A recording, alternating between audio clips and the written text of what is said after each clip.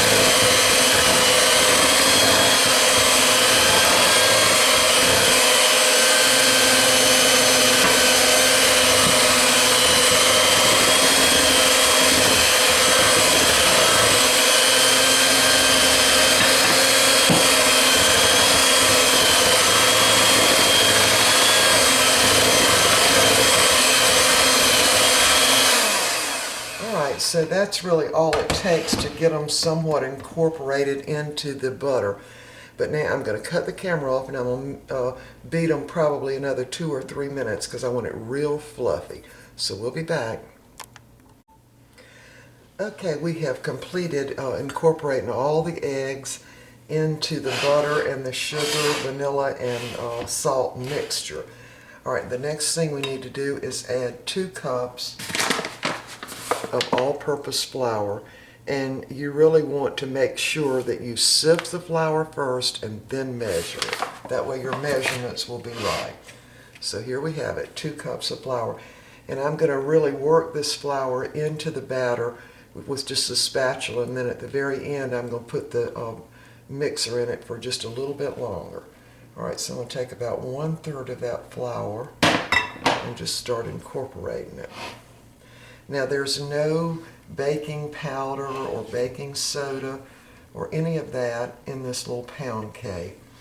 And what will make it rise will be the expansion of the 5 eggs that were put in there. So you're going to have the texture of a pound cake rather than the lighter texture, you know, of a layer cake. All right, put the next third in there.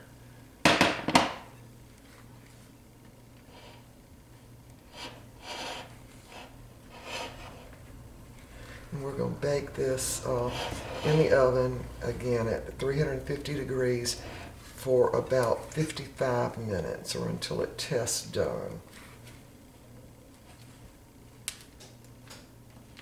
All right, now we're ready for the rest of the flour.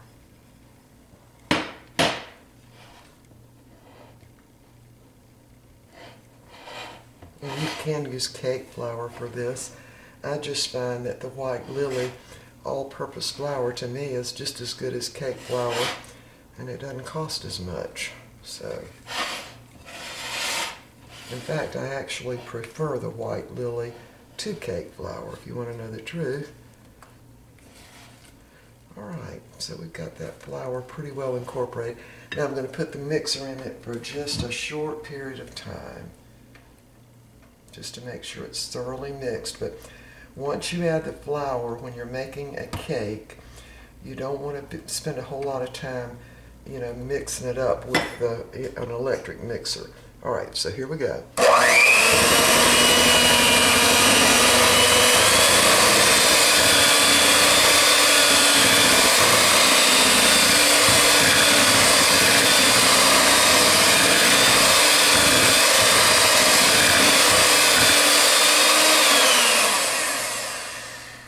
That's all there is to it. So now we're going to put it into our 9 by 5 by 2 3/4 loaf pan.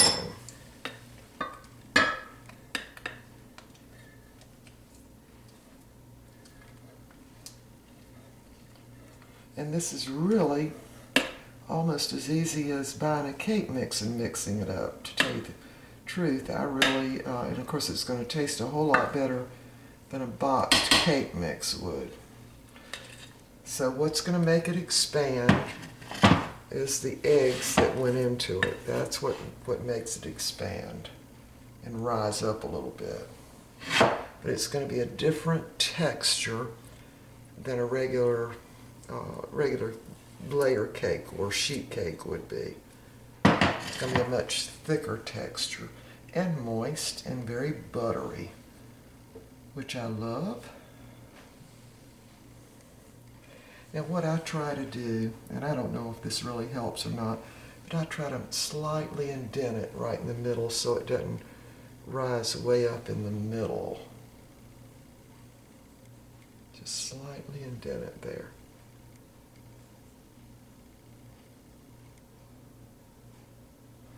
All right, we're ready to put this in the oven again. 350 degrees for about 55 minutes, and when that gets done, we'll be back. Okay, the cake is done, and there's what it looks like. Almost got a little too brown because I didn't really hear the buzzer when it first went off. But anyway, it's okay.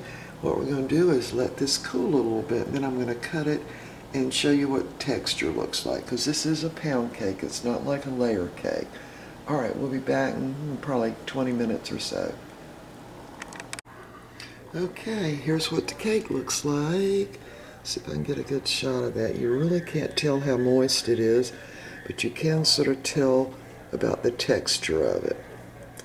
It smells great. We're watching Gold Rush, and so this is going to be our little snack for tonight.